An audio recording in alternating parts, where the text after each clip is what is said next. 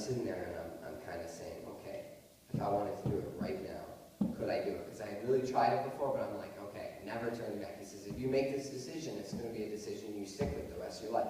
This isn't something, I'm a Christian one day, I'm not really following God now, I'm a Christian, because we think, Lord, forgive me for my sins, and we're kind of, back on track. God wants us to live for him, to make the tough decisions, to say no when it's time to say no.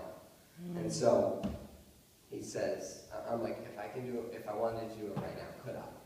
And so I was just looking at my life, and I said, well, the job I'm working in, I would work on the phone, and I had to lie to people. And I knew that going into it, but I was okay with it because I was doing whatever I wanted to do. I said, well, Jesus wouldn't be working at this job. I don't think I could work here anymore. So I'd have to quit my job. That would be a pretty, drastic thing. And then the girl I was dating didn't have a clue about who God was. Obviously, some of the stuff we're doing is not edifying God at all. Some of the friends I'm hanging with, what I'm doing with my friends.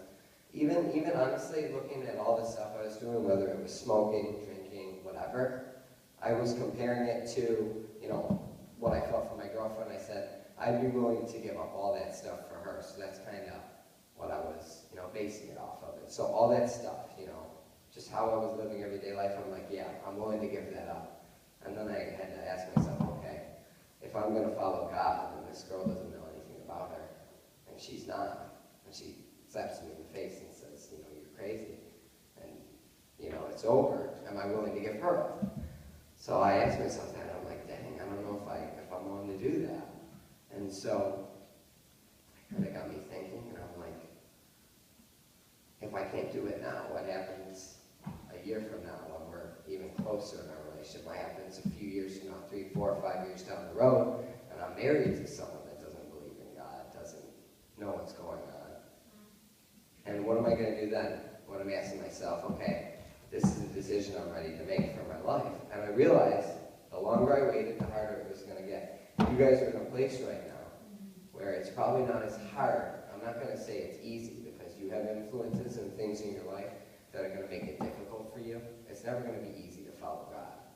You have things in your life that are going to make it difficult, but it's probably going to get harder down the road. You're going to have more harder decisions when you're away at school, and you have the opportunity now when it's not as hard as it's going to be to make that decision and stay strong with it. So I was worried about that, and also I realized how selfish I was because, okay, I'm saying this book is true, and I believe everything in it. I believe in heaven and hell. I believe everything that comes with this. I'm not going to go to hell. I'll figure it out at some point. What about everyone else I know? All these friends I've made that I like. I really genuinely like these guys. I genuinely love my girlfriend. But I don't care where she's going to be spending her eternity. Do I care about her at all? Do I care about any of these people? I'm only up here because I care about you guys now. I didn't give a crap before I got saved. I'll say hello to you and I'll be nice. I was a nice guy. But honestly, unless I'm, spreading this good news, I don't care about you because this is all that matters. And so I realized I didn't care about anyone. I realized how selfish I was thinking, I'll get it right at some point. If you're sitting there saying, I'm going to heaven, and you're pretty confident in that, but that's what you think about, because guess what? I don't have a doubt in my mind that I'm going to heaven now, because, his word says we don't have to. I know where my eternity lies, but to God, what we think, I'm going to live my whole life, and as long as I die and go to heaven, it's all going to be okay. And that is like our end result, as long as I make it. But to God, he's like, that's step one. You're going to spend eternity with me. You're going to heaven. That's step one for him. Now let's begin your life, okay? You were doing this in darkness your whole life. Didn't have a clue what was going on. Now you've seen the light. You're going to spend eternity with me. Let us begin, your life now. And, that was where I kind of just made my decision. I was sitting there and I said to him, okay, he goes, you don't have to say anything to me. And I said, you know what, I've just been really reflecting, and I'm willing to surrender my life to God, no matter what that means, until the day I die. I'm not looking back from that. And I didn't know, listen, I'm telling you, I have been in every church service. I've been in thousands of church services. I know the truth. before I was saved, okay? I didn't have a clue, how God operated, really, until literally, it's like I was walking around in a blind world, and they just, like, all the blindfold just fell off my eyes, and I could just see things for the way they really were. I could see the deceptions that just for what they really were, and I look at stuff that people do, I'm like, how do you do that? But that was me. I was so blind.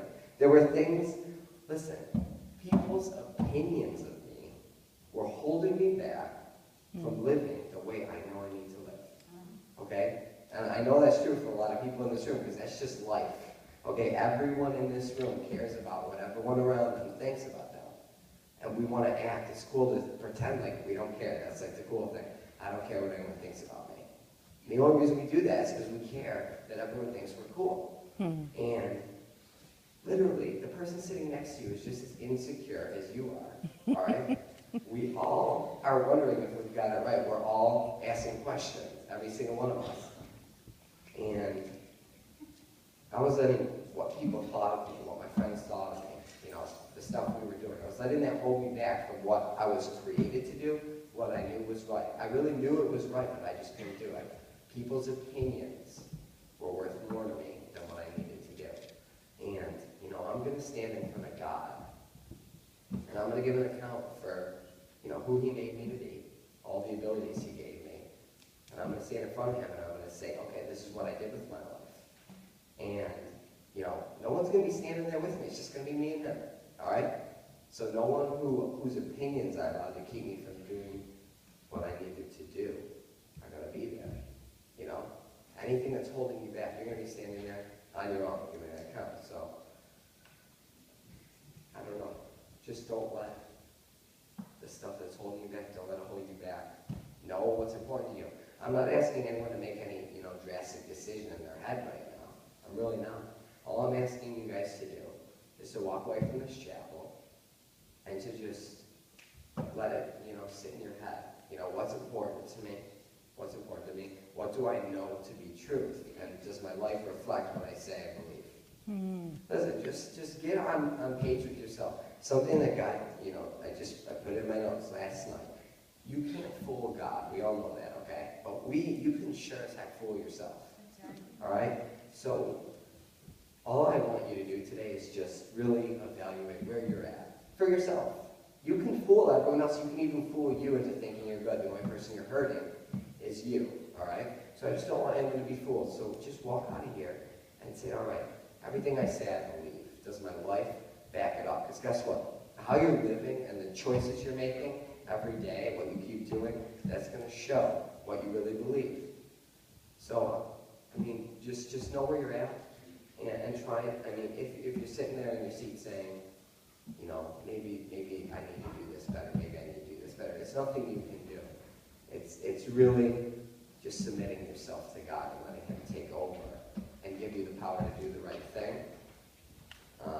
And that's the only opportunity you really have. I don't want you sitting here saying, this is what I need to fix, walking out of here, and then just doing the same thing 3-4 days from now, All right.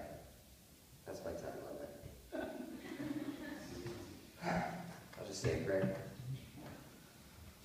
I really didn't know what I was going to say today. I hope something stuck with you. If it just bounced off, enjoy your day. I love you guys. Father, I thank you for this opportunity. I thank you for the kids that really were listening today. Lord, and those that weren't, I pray that you would just do something, Lord. Just like you opened my eyes and just like you touched my heart, because it wasn't anything I did. Just have your way, Lord. Please just be with these guys throughout their day today. Help them to make good decisions. And just be with all of us. Praise in your name. Amen.